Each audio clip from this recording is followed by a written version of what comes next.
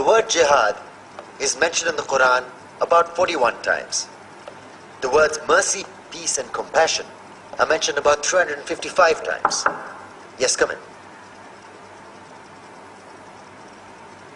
Come on in, Riaz. Sit down, please.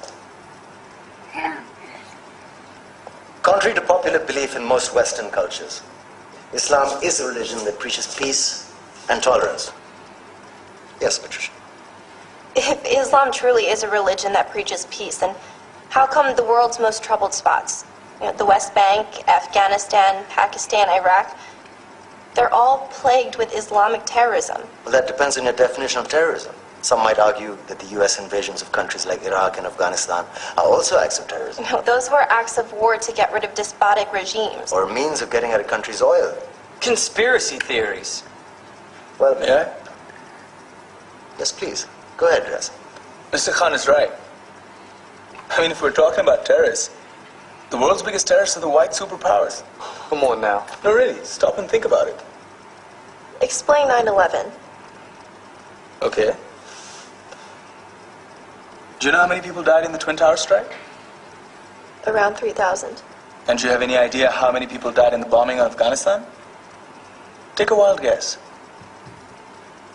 More than 15,000 people died. And that's just conservative figures. About 50,000 tons of explosives were dropped on innocent civilians. Men, women, children. Yeah, but that was because of the Taliban.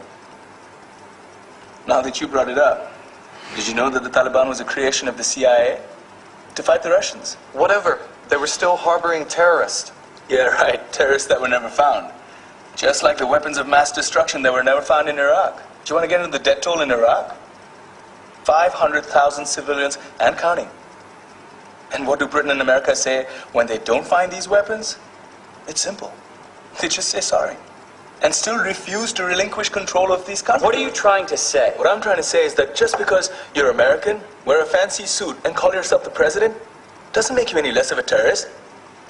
I'm saying that if you don't stop meddling in other people's countries, you will face a backlash. If Muslims like you feel that way, then why don't you get out of our country? We will. As soon as you promise to leave ours.